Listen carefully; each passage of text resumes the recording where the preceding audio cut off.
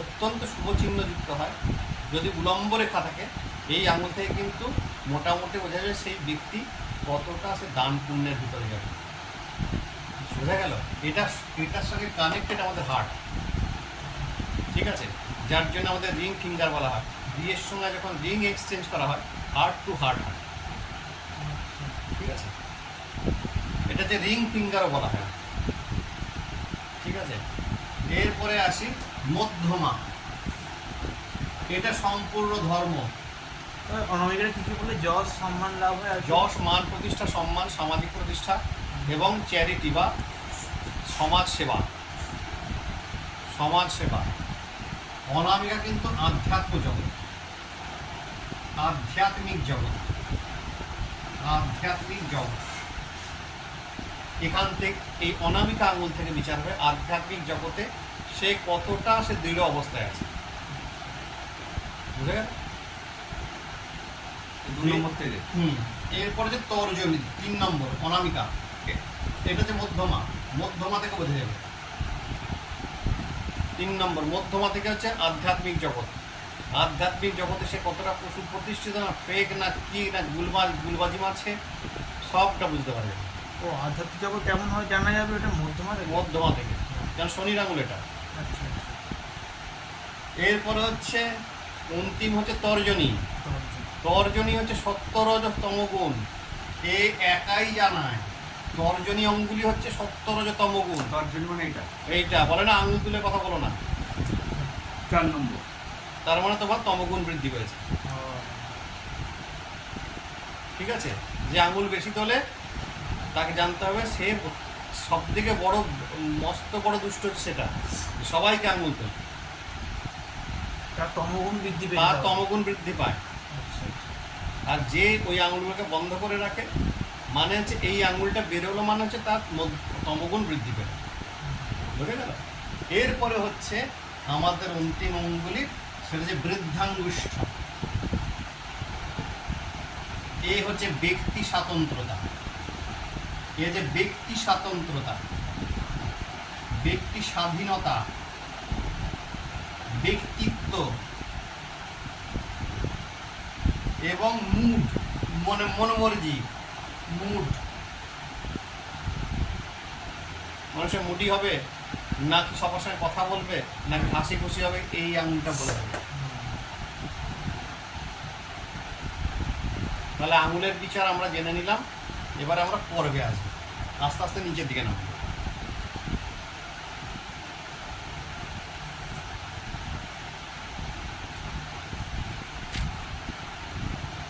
আবার একটা হাত এঁকে নিলাম, ঠিক আছে।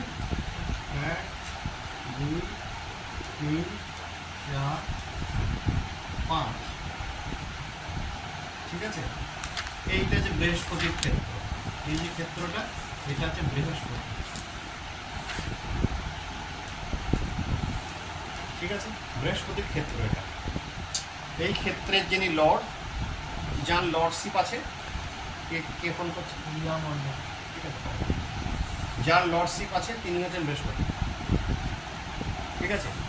এখান থেকে জ্ঞান, এখান থেকে শিক্ষা দীক্ষা, এখান থেকে আমার স্বভাব চরিত্র, আমার পরিমার্জনা এবং আমার সামাজিক ব্যবহার, এই ক্ষেত্র থেকে বিচার হবে।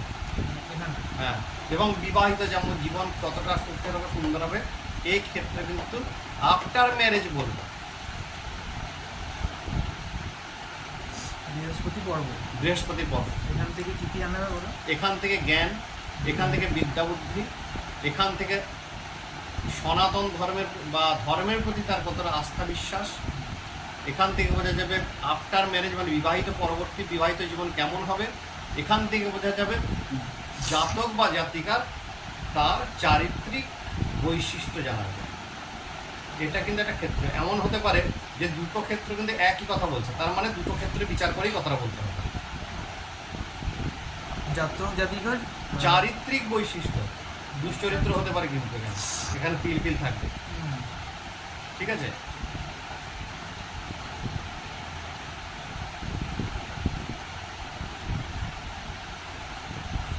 এইটা হচ্ছে শনি ক্ষেত্র।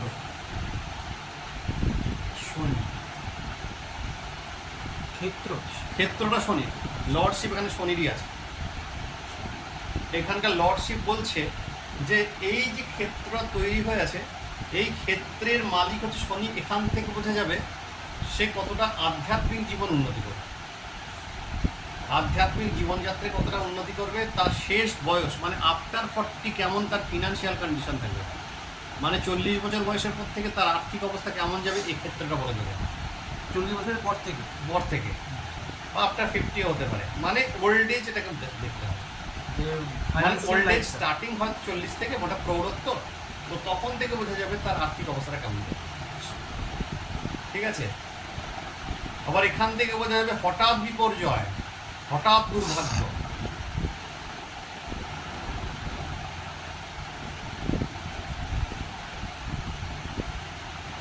হঠাৎ বিপর্যয় এখান থেকে জানা যায়। হ্যাঁ, এটা যে রবি, এই ক্ষেত্রে যে রবির ক্ষেত্র, এই ক্ষেত্রে যে কেরিয়ারে সাফল্য, রবি কেরিয়ারে সাফল্য কোন বয়সে হবে এটা জানা যাবে। ক্যারিয়ার সাফল্য। হ্যাঁ, কিভাবে হবে এটা জানা যাবে। মান সম্মান, যশ প্রতিষ্ঠাা, সামাজিক ব্যবহার এই ক্ষেত্র থেকে জানা যাবে। মান সম্মান, সামাজিক প্রতিষ্ঠা, যশ, মান যশ এই ক্ষেত্র থেকে বোঝা যাবে। আর সামাজিক প্রতিষ্ঠা। এখান থেকে যে বুধের ক্ষেত্র, ঠিক আছে, এই ক্ষেত্র থেকে জানা যাবে জাতক বা জাতিকার বিবাহিত জীবন সম্পর্কে, বা বিবাহটা কেমন হবে, বা বিবাহিত জীবন কেমন যাবে, এই ক্ষেত্র থেকেও কিন্তু একটা বিচার আসবে। বিবাহিত জীবন এবং বিবাহটা। বিবাহটা এই ক্ষেত্রে, কারণ এখানে বিবাহ রেখাটা কিন্তু এখানেই থাকে। বিবাহের ক্ষেত্রে বাধাও আসতে পারে, আসতে পারে, বিবাহ সেপারেশন হতে পারে, বিচ্ছেদ হতে পারে, ডিভোর্স হতে পারে, সুখী দাম্পত্য জীবন হতে পারে, বিবাহ হতে হতে বা আটকেও যেতে পারে। সেই ক্ষেত্র থেকে জানা যাবে। আচ্ছা, বিবাহ জীবন আর বিবাহ বাধা। এইটা যে মঙ্গলের প্রথম মঙ্গল ক্ষেত্র, এটা মঙ্গল ক্ষেত্র বলা হয়। এটা যে মঙ্গল ক্ষেত্র বলা হয় এটাকে, বুধের ঠিক নিচেই। হ্যাঁ, মঙ্গল ক্ষেত্র। এই ক্ষেত্র হচ্ছে জমি জমা, ভূ সম্পত্তি,